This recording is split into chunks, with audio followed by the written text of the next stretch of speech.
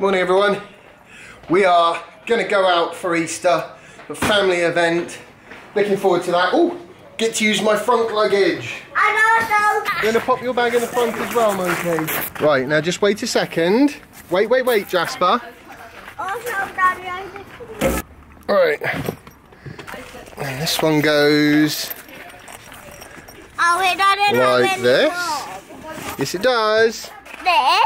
At the back. I love having a big frunk.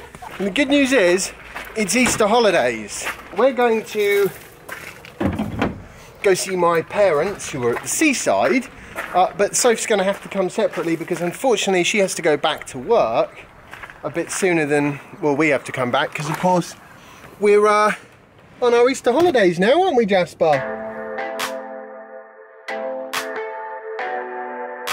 We have been stuck for about 20 minutes just trying to get into this motorway service area. We're going to get some charge, but the main reason we're stopping is because it's lunchtime. Thurrock services. Don't come here when it's busy, that's for sure. Okay, in the last 20 minutes, we have gone the grand total of about 30 yards. So on that basis, we are just going to carry on queuing to leave and carry on with our journey and go somewhere else. Never had something so ridiculous that literally speechless, very frustrated. We'll see you at the supercharger. How are we going to get out of here now? I don't know.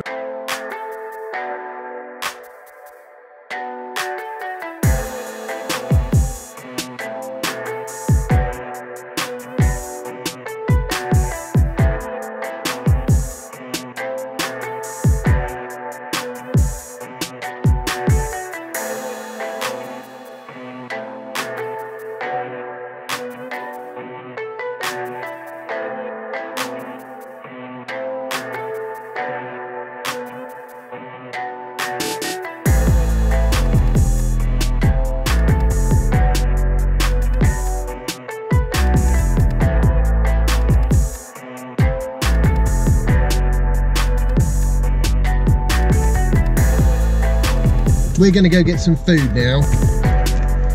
So far today's journey has been torturous. And the supercharger's full.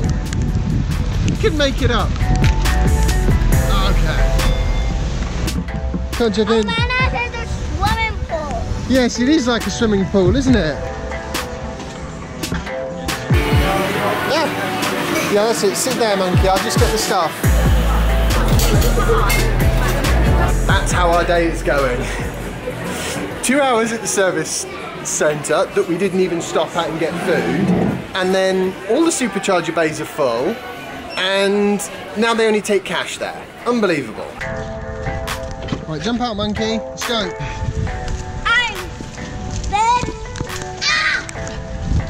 Yes, you and me both.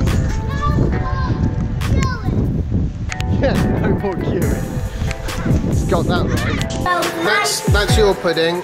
That's my pudding. Is that my pudding? Yeah, that's your pudding. Found a Costa that does accept card. We still have to go charge the car. What a massive faff. Seriously, I mean, literally, we've done 45 minutes worth of distance in 3.5 hours. Oh, God almighty, I knew we should have gone the night before. Right. Now let's find out if that supercharger's still busy. There's one gap, that'll do.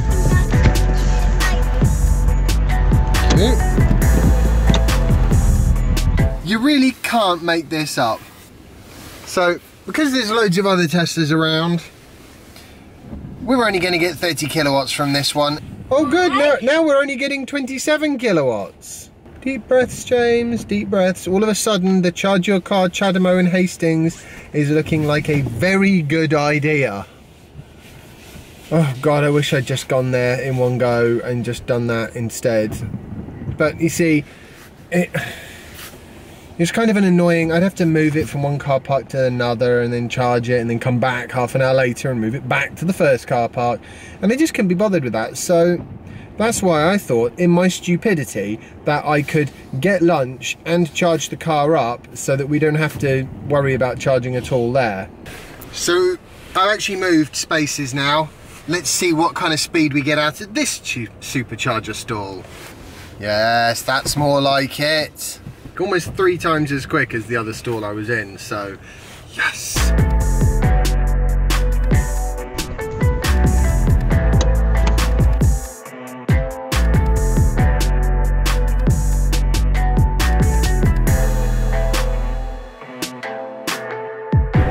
Right, we've located Soph. All I can smell is fish and chips. Well, we are at the seaside. You left what, 3 hours after me? Oh, and you got here at the same time. I got to do a what was it, like an 9-mile run. I got to do the washing. I got to have lunch. I had a shower. Did some work. And I got here before you. I was going to talk about Nissan Leaf and quick charging and battery degradation. Boring. Maybe that'll be a subject for another day. Somehow I managed to leave Jasper's suitcase in the front of the car, so I'm just going to nip back and get that. Good thing I bought my board up. We had to park quite a ways off because there's no parking here, and we wanted to park somewhere where the parking was both free and, more importantly, we didn't have to move the car for a couple of days. And you know what? I had an awful journey up, but the reality is it wasn't really anything to do with Tesla, apart from the fact that the Maidstone supercharger is an appalling supercharger. That did not help. But other than that, it was more just a function of the fact that every decision I made seemed to be the wrong decision. Stop here, terrible traffic. Stop there, can't take card. I should have some cash with me really, shouldn't I, for emergencies?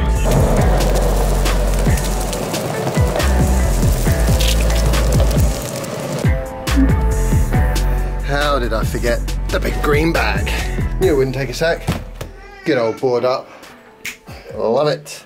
I just quickly want to mention something which I kind of wanted to mention all day but just haven't found the time. I was reading a couple of articles actually, about how the 30 kilowatt hour Leaf seems to have a faster rate of battery degradation than the 24 kilowatt hour Leaf, and I'm not hearing great things about the way the 40 kilowatt Leaf is going from don't know about battery degradation of course yet because they've only just started selling them, but we do know about quick charging, and I'm pretty sure that the whole thing ties back to not having a cooling system.